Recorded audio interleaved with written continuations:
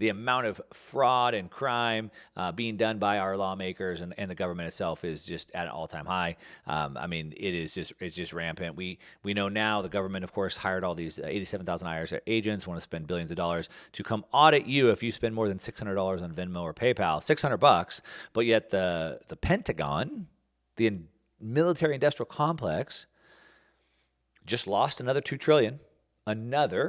Right? So they've been losing trillions and trillions and trillions of dollars. When I say losing it, not like lost at gambling, meaning that like, oh, you gave it to us, but we just don't know where it went.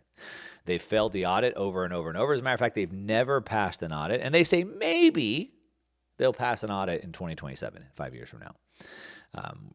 So how would we trust them? Of course we don't. And so this government has continued to grow, get more and more corrupt. And we have this entire industry of what we call rent seekers or gatekeepers, right? And so we have, consultants and attorneys and lobbyists that sit in the way trying to extract rent, trying to extract their fees from every single piece of this and making it almost impossible for you and I as a business owner, as an entrepreneur, to even navigate this without having to pay every single pocket, which is why it's so expensive and so hard and so long and so arduous, which is why so few people do it. And that's a whole nother topic. But as this corruption continues to grow, so does the government's need grow to contain it. Not contain the corruption, but to contain you and I's outrage over this. They don't want citizens to be mad and do something about this. Now, they don't have any problem. They're not trying to hide it. They do it in the open. But they don't want us to get other people worked up. They don't want to get other people outraged, which is why they have to do everything they can to wrangle us down, censor what we say, censor the information that we see, censor what we're able to do, censor what we do with $600. With $600. So how do they do this? Well, lots of ways. Using the FBI on social media is one. But the one weapon that's the biggest risk, the one weapon that supersedes all of these, is the ability to control how you and I transact in the economy. I've been saying it over and over and over for months.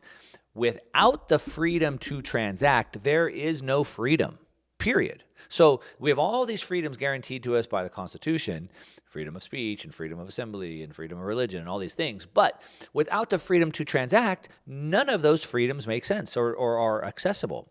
So I can't go assemble if I can't transact to put gas in my truck or buy food when I get there, a hotel room when I get there, etc. I have freedom of speech, but if I can't pay to get a phone to go on social media or pay to print a flyer or build a website, how do I have freedom of speech today? And so it all hinges on that, which is their one weapon. And of course, I reference all the time back to the three-prong attack that we've been facing, which is Henry Kissinger laid out perfectly, which is control the food, you control the people, control the energy, you control the continent, control the money, you control the world. And of course, if you look at what's happening in the world today, those are the three attacks. Our food is under attack, our energy is under attack, and of course, the money. The money is the one weapon that supersedes anything. And there was an article that was written by Ben Hunt from Epsilon Theory. Really, really good article. And he talks about how the goal of the government is to see and preside over all the money in the world, because once that power is obtained, it's game over. Remember, control the money, you control the world. Let's dig into that article a little bit. So he says that the goal of the U.S. Treasury is to see all the money in the world. They want to see it all. My favorite, the godfather of management, Peter Drucker, says, what gets measured gets managed. So you have to see all the data first. And once you collect all the data, see all the data, then you can start to manage the data. And so the first step is to see it all. I want to see all the money in the world. In the article, epsilontheory.com, you can check it out. He says that anti-money laundering. And so what you're seeing is that there's this attack on money. The reason why, they tell us, the reason why the government, the IRS, has to look at every transaction you do over $600. Never mind the Pentagon, never mind the CIA, the warmongers that are assassinating people all over the world. Never mind that they can't find trillions of dollars, but you and your $600 in your Venmo or PayPal could potentially lead to money laundering. You could be money laundering.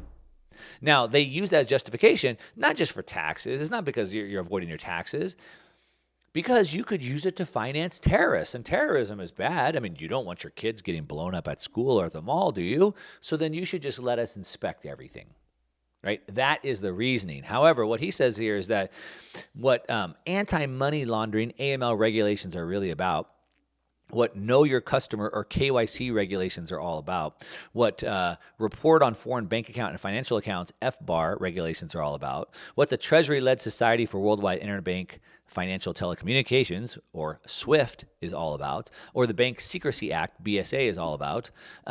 None of those programs, and there's even more, none of those are about taxes.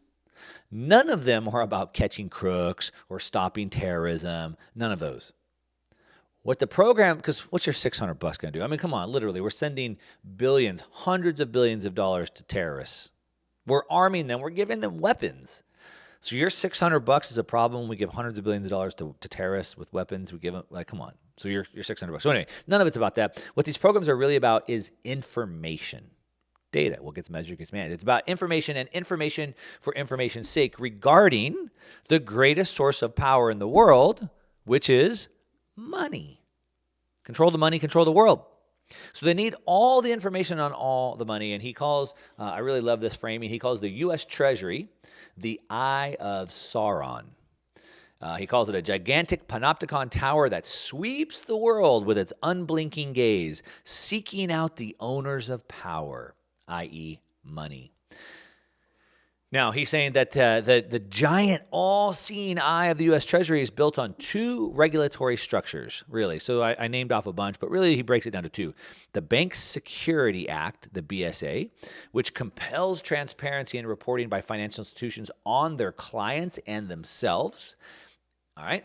And so that's your bank. If you go get cash out of the bank has to fill out SARS, suspicious activity reports on you. They have to file this.